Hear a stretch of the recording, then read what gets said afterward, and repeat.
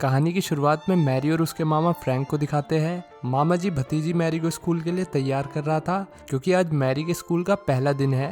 लेकिन मैरी को देखकर लग नहीं रहा कि उसे स्कूल जाने में कोई दिलचस्पी है। वैसे तो ऐसा किसी बच्चे को देख के नहीं लगता, पर मैरी की बात अलग थी। स्कूल की पढ़ाई उसके दिमाग के हिसाब से काफी छोटे स्तर की थी, फिर भी मामा की बात मानते हुए वो स्कूल चली गई।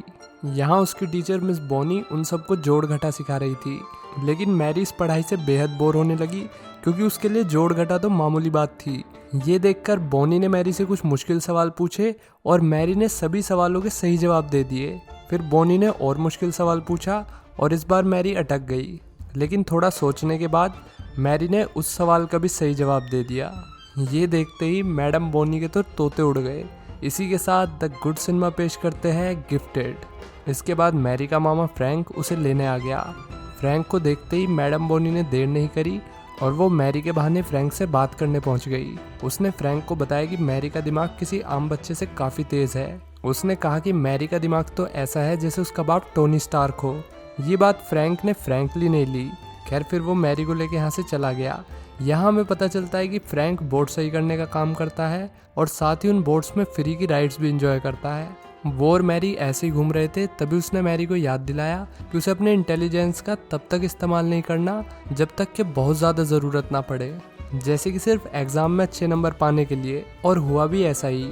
एग्ज़ाम टाइम में मैरी ने अच्छे से एग्ज़ाम दिया। हालांकि मिस बोनी ने क्वेश्चन पेपर बदलकर कॉलेज के बच्चे का क्वेश्चन पेपर दे दिया और बावजूद इसके भी मैरी ने आसानी से वो पेपर सॉल्व कर दिया। ये देखकर बोनी हैरान रह गई। फिर उसने थोड़ी रिसर्च करी तो उसे पता चला कि मैरी की माँ का नाम था डायना, जो कि एक फेमस मैथमेटिशियन थी। डायना ने उस इक्वेशन को सॉल्व करने में अपनी पूरी ज़िंदगी लगा दी, जिससे एक आम आदमी को घंटा फर्क नहीं पड़ता। और फिर वो सुसाइड करके मर गई, वो भी तब जब मैरी 6 महीने की थी। इसके बाद मैडम बोनी फ्रैंक से मिली और जब उसने फ्रैंक को बताया कि मैरी ने कॉलेज वाला एग्ज़ाम भी क्लियर कर लिया, तब जाके फ्रैंक ने उसे सच्चाई बताई। उसने पहले तो डायना के बारे में बताया और ये भी बताया कि डायना नहीं चाहती थी कि उसकी बेटी उसी की तरह बने और अपना बचपन खो दे, बल्कि वो मैरी के लिए एक आम जिंदगी चाहती थी।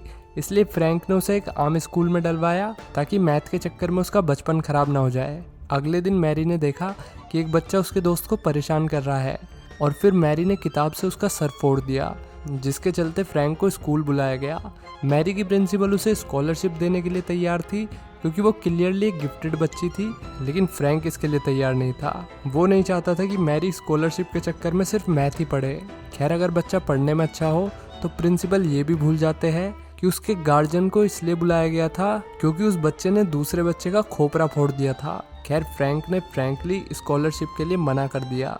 इसके बाद मैरी पूरी क्लास से माफ़ी मांगती है और फिर फ्रैंक उसे उसकी नानी एवलिन के पास लेकर जाता है। मैरी ने अपनी नानी को पहली बार देखा था और सेम नानी ने भी। नानी पैसे वाली लेडी थी और खुद भी मैथ की प्रोफेसर रह चुकी थी। उन्होंने मैरी को एक लैपटॉप गिफ्ट किया जिसमें ढेर सारी मैथ की बुक्स थी, लेकिन मैरी ने वो लैपटॉप लेने से मना कर दिया क्योंकि वो पहले ही उन बुक्स को सॉल्व कर चुकी थी। फिर नानी बाहर आ गई। उसने अपने बेटे फ्रैंक से बात की। वो चाहती थी कि मैरी उसके साथ रहे ताकि उसे एक अच्छी लाइफ मिल सके। इस पे फ्रैंक ने कहा कि वो पिछले 7 साल से कहाँ थी। ये पता चलते ही कि मैरी एक जीनियस है, वो अचानक से प्रकट हो गई। दरअसल मैरी की माँ ने सुसाइड नोट में ये साफ लिखा था कि वो अपनी नानी के साथ ना रहे और फ्रैंक अपनी बहन की उस बात को फॉलो कर रहा था। इसके बाद नानी माँ ने मैरी की कस्टडी लेने के लिए केस फाइल कर दिया। केस के दौरान इस बात पर जोर डाला गया कि मैरी के मामा की आर्थिक स्थिति ठीक ना है और ना ही वो यूपीएससी की तैयारी कर रहा, मतलब आर्थिक स्थिति ठीक होने के चांसेस भी 0 है। इसलिए कायदे में कस्टडी नानी को मिलनी चाहिए, लेकिन नानी 7 साल से कहाँ सो रही थी, ये भी कोर्ट के लिए एक बड़ा सवाल था। इसलिए कोई भी फैसला देना कोर्ट के लिए आसान नहीं होने वाला। अब फ्रैंक मैरी को अपनी पड़ोसन रॉबर्टो के यहाँ छोड़ के बोनी से मिलने चला गया। मैरी रॉबर्टो को काफ़ी पसंद करती थी और रॉबर्टो के साथ उसने काफ़ी अच्छा वक्त बिताया। दूसरी तरफ फ्रैंक बोनी के साथ फ्रैंक हो रहा था। फ्रैंक को डर था कि कहीं मैरी की कस्टडी बुढ़िया को न मिल जाए। बोनी ने उसे समझाया कि ऐसा कुछ नहीं होगा और फिर उसने फ्रैंक को कंफर्ट किया। वे दोनों फिर बोट पे आ गए जहां बोनी को लग रहा था कि मैरी के इकलौते गार्जियन के साथ गप्पे लड़ा के वो गलत कर रही है। बेचारी मैरी को सिर्फ मैथ ही तो आती है, इसका मतलब ये तो नहीं है कि वो डिनर में अलजेब्रा खा लेगी।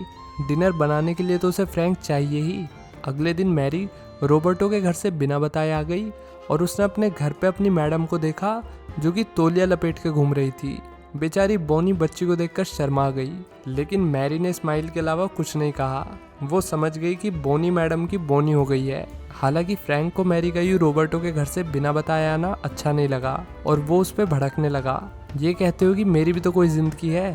फिर जल्दी फ्रैंक को अपनी गलती का एहसास हो गया।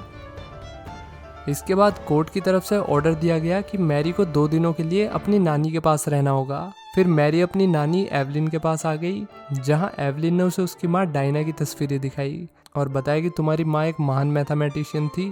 इसी बीच बोनी को दिखाते हैं जो काफ़ी डरी हुई थी। उसे डर था कि कहीं स्कूल वाले उसे निकाल ना दे जो भी उसने किया उसके लिए।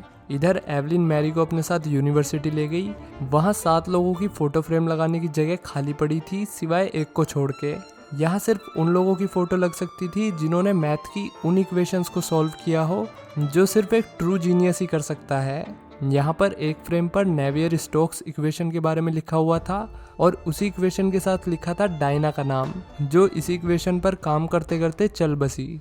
और अब एवलिन ने मैरी को इस तरीके से प्रोग्राम कर दिया कि वही अपनी माँ के अधूरे काम को पूरा करके अपनी फ़ोटो यहाँ पे लगवाएगी।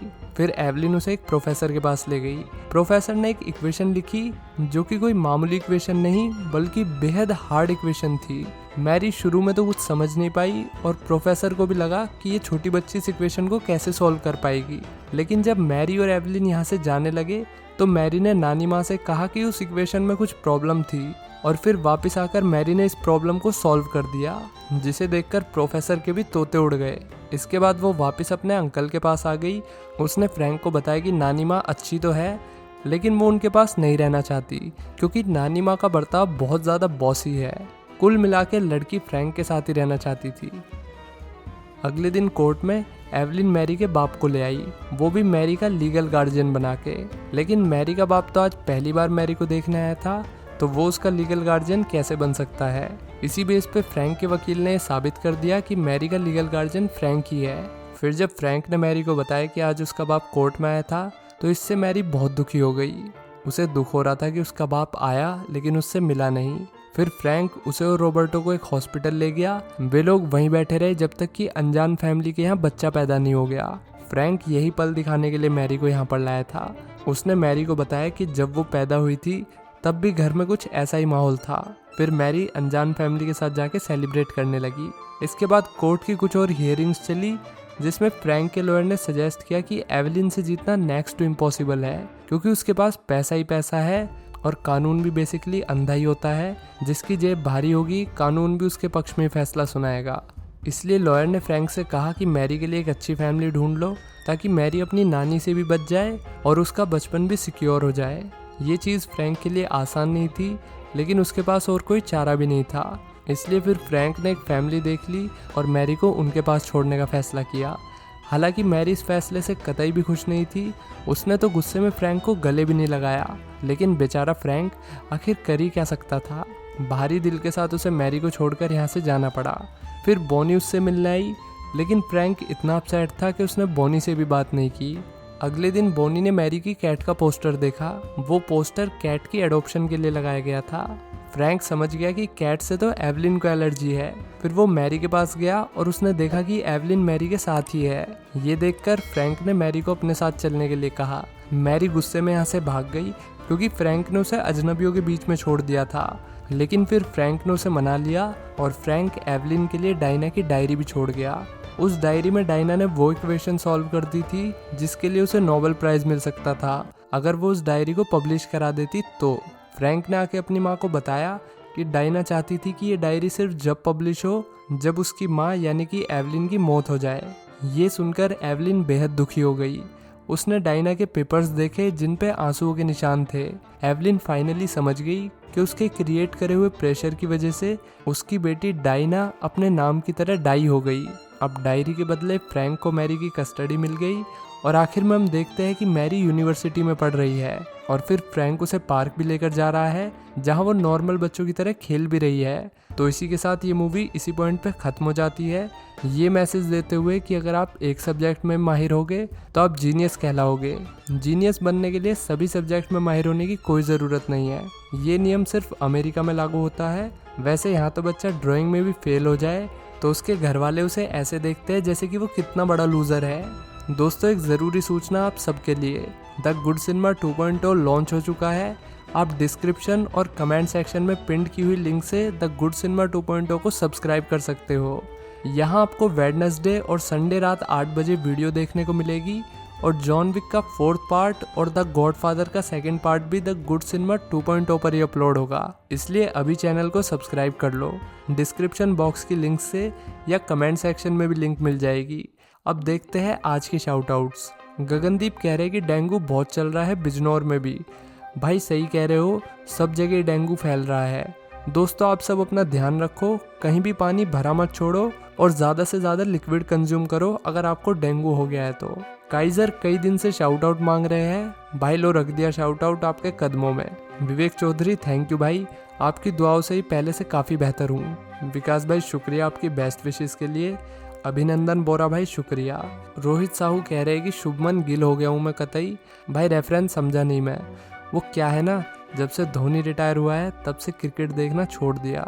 अब्दुल भाई काफ़ी दिनों से मिस कर रहे हैं, थैंक यू भाई। सोजिब हुसैन भी विश कर रहे हैं, शुक्रिया भाई। तो दोस्तों जॉन विक का 4th पार्ट और द गॉडफादर का 2nd पार्ट आएगा द गुड सिनेमा 2.0 पर।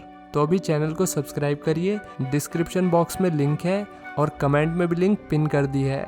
इसी के साथ मिलते हैं नेक्स्ट वीडियो में। Till then take care, bye bye.